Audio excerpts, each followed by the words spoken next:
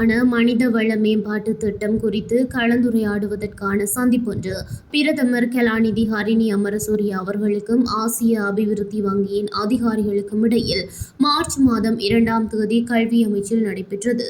மட்டக்களப்பில் தங்குவதற்கு ஒரு சிறந்த மற்றும் சொகுசான இடத்தை தேடுகிறீர்களா? மட்டக்களப்பின் சொகுசான தங்குமிடம் ஏசி மற்றும் நான் ஏசி என உங்களுக்கு தேவையான அனைத்து வசதிகளுடன் கூடிய நேர்த்தியான அறைகள் இங்கே. இலக்கம் 534 திருகோணமலை வீதி, மட்டக்களப்பு என்ற பிரதான இடத்தில் அமைந்திருப்பதால் போக்குவரத்துக்கு மிகவும் இலகு. இன்றே உங்கள் அறைகளை முன்பதிவு செய்யுங்கள். அழையுங்கள் திரையில் காணும் இலக்கத்திற்கு. இச்சந்திப்பின் போது சிரேஷ்ட 2ஆம் நிலை கல்வியின் தரம் மற்றும் பொருத்தப்பாட்டை மேம்படுத்துதல், ஆசிரிய குழாமின் தரத்தை உயர்த்துதல் மற்றும் கல்வித்துறை நிர்வாக திட்டத்தை செம்மைப்படுத்துதல் ஆகிய விடயங்கள் குறித்து விரிவாக கலந்துரையாடப்பட்டது. கல்வித்துறையை டிஜிட்டல் மயமாக்கும் செயற்பாட்டில் தொழில்நுட்பத்திறன் மற்றும் தேர்ச்சிமிக்க மனித வளங்களின் அவசியத்தை பிரதமர் இதன்போது வலியுறுத்தினார்.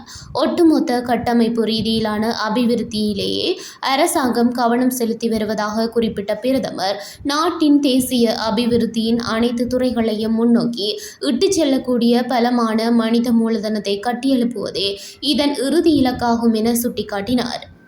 அரசாங்கம் முன்னெடுத்து வரும் கல்வி சீர்திருத்த செயற்பாடுகளுக்கு ஆதரவளிப்பதற்கான தமது அர்ப்பணிப்பை ஆசிய அபிவிருத்தி வங்கியின் அதிகாரிகள் இதன்போது மீண்டும் உறுதிப்படுத்தினர்.